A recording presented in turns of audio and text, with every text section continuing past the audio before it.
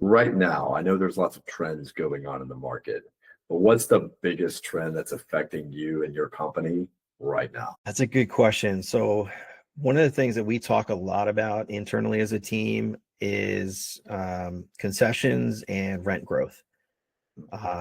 That is a key driver to expanding our NOI on the properties, and eventually, passing that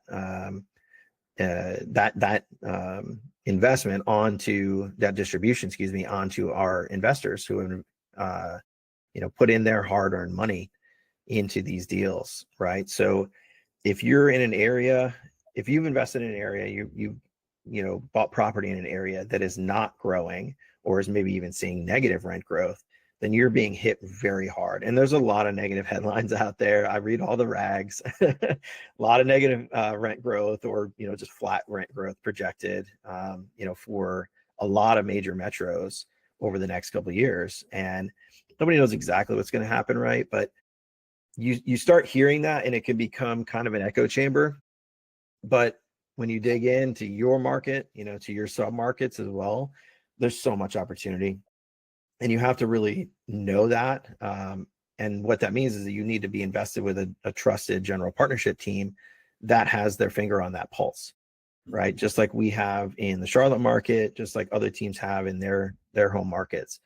So for us in particular, we know that, especially with the first property we bought in South Charlotte, there's no new construction slated for the entirety of 2026 in that area.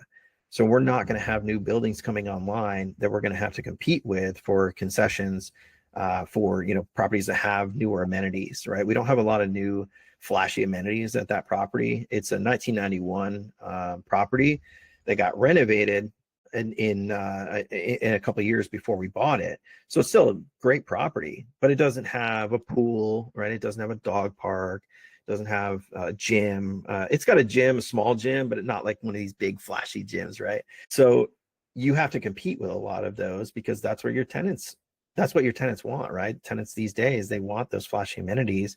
They're willing to pay for them.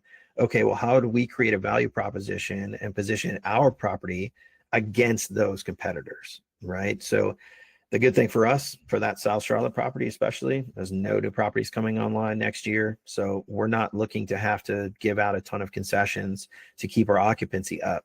Now, when you look at our other property, though, in North Charlotte, University City area, that does have new properties that have come online.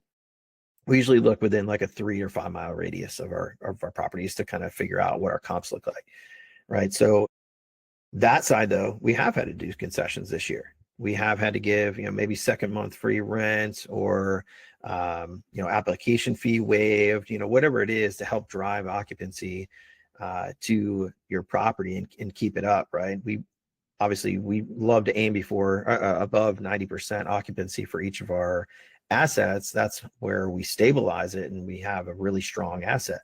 Now, we've had dips because, folks move on to these new buildings, and maybe we've had to deal with evictions as well. That's another thing that the general partnership team has to deal with, especially when taking over a new building like this newest one that we just brought online 4 months ago. We inherit older tenants and have to deal with that as well. So some of those trends, those are definitely affecting us, right? I can speak specifically to the Charlotte market just because that's where our assets are. But we are also seeing projected rent growth next year of 2%.